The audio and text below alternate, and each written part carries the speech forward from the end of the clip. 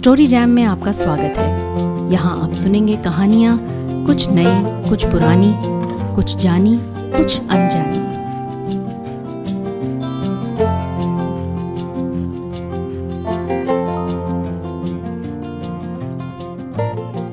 आज सुनिए कहानी लैला की शादी। इसे लिखा राधा कृष्ण ने। आखिर को लैला की माँ ने मंजूर कर लिया। कहा, अब लैला को मजनू के हाथ ही सौंप दूंगी।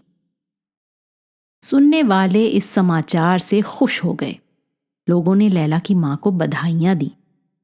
मजनू बेचारा कितनी मुद्दत से लैला के पीछे तड़प रहा था। आशिकी के कारण इस दुनिया और उस दुनिया दोनों जगह बदनाम हो गया था। मिट्टी भारी हो गई थी और प्राणों में केवल आह भर बच रही थी। चलो, लैला की मां का फैसला बड़ा अच्छा हुआ। आशिक माशूक की जोड़ी मिल जाएगी, दोनों का भला होगा।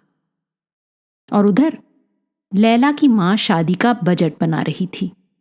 70 गज कीम खाब, 170 गज तंजेब, 17 बोरे गेहूं, 20 बोरे चावल, 15 कनस्तर घी। बजट तो बन गया। पास पड़ोस वालों ने उसे पास भी कर दिया। लेकिन सौदा कैसे मिले? लैला की मां ने बाजार में पहुंचकर देखा कि किराने वाले के यहां खरीदारों का मेला लगा हुआ है। किरासन तेल वाले अपनी अपनी दुकानें बंद करके सो रहे हैं। बाजार की दुकानों में लाठियां चल रही हैं। ये जर्मन की लड़ाई क्या हुई कि आफत हो गई। लैला की मां घबरा गई। भीड़ के इस धक्के में हड्डी पसली किसी का भी पता नहीं मिलेगा। या खुदा, अब क्या करूं? सहसा अंधेरे में बिजली की चमक की तरह वहां मजनू दिखलाई दे गया। शादी की खुशी में वो अपने दोस्त के साथ सैर करने को निकला था। लैला की मां उसके पास पहुंचकर गिड़गिड़ाने लगी। शादी क्या हुई, मुसीबत हो गई। कोई भी जिन्स नहीं मिलती बेटा। देखो, मदद करो, तुम्हारी ही शादी की चीजें हैं, शुक्रगुजार होंगी। मजनू हक्का बक्का। आंखें फाड़ कर उसने पूछा, तुम चाहती हो कि इस भीड़ में घुसकर मैं गेहूं खरीद लाऊं? हाँ बेटा, ज्यादा नहीं, फकत 17 बोरे। 17 बोरे? सुनते ही मजनू की आंखों के आगे 17,000 सितारे नाचने लगे।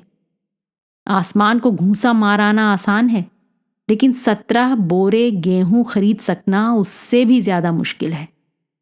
पसीने पसीने होकर मजनू ने जवाब दिया, ये तो नामुमकिन है अम्मा जान। 3 सेर का सवाल हो तो कहो, मैं लंगोट कसकर और लैला का नाम लेकर भीड़ में घुस जाता हूं और 3 सेर गेहूं खरीद लाता हूं। लैला की मां ने कहा, लेकिन शादी की बात है, 17 बोरे से कम में काम नहीं चल सकता।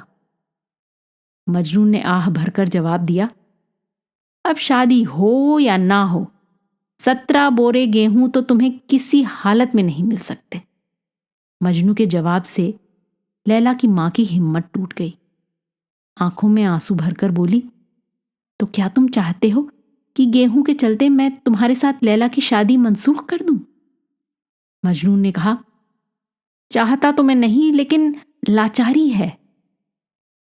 तो ये शादी नहीं होगी? शादी तो हो सकती है, लेकिन शादी में गेहूं नहीं होंगे। मैं कहती हूं, गेहूं के बिना शादी नहीं हो सकती।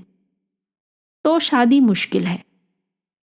यानी तुम कुछ कर ना सकोगे?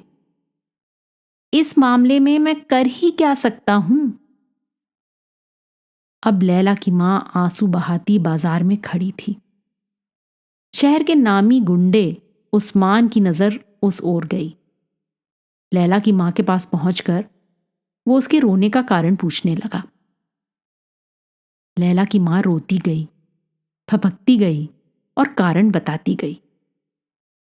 सब कुछ सुन लेने के बाद उस्मान ने कहा, इन सारी चीजों का मिलना कोई बड़ी बात नहीं है। तुम जो जो कहो, मैं सारी चीजें खरीद दूं। लेकिन दुनिया में एक मजनू ही तो लड़का नहीं। मैं भी लैला के लिए कब से तरस रहा हूं। लेकिन हां, उस मजनू की तरह चिल्ला चिल्ला कर मुझसे आहें नहीं भरी जाती। तो देखो, अगर लैला की शादी मेरे साथ कर सको। और भीड़ को चीर कर उस्मान दुकानदार के पास पहुंच गया। क्यों सेठ, लगाऊं 2 रद्दे या देते हो 17 बोरे गेहूं? दुकानदार ने घबरा कर कहा, 17 बोरे? हाँ हाँ, 17 से लेकर 1700 बोरे तक गेहूं तुम्हें देना पड़ेगा, समझ रखो, वरना तुम हो और मैं हूं। दुकानदार उस्मान के कान में जाकर फुसफुसाने लगा, भाई, तुम्हें जो जो चीजें चाहिए उनकी लिस्ट देते जाओ, सारी जिन्स जहां तुम कहो पहुंचवा दूंगा, दाम के लिए भी कोई बात नहीं। हाँ। और गेहूं, गल्ला, कपड़े, किरासन सब ठेले पर लद लद कर लैला की मां के दरवाजे पर पहुंचने लगे। अब आज के समाचार पत्र में पढ़ रहा हूं कि लैला की शादी उसी उस्मान से होने वाली है। मजनू बेचारा निराश होकर मिलिट्री में भर्ती हो गया।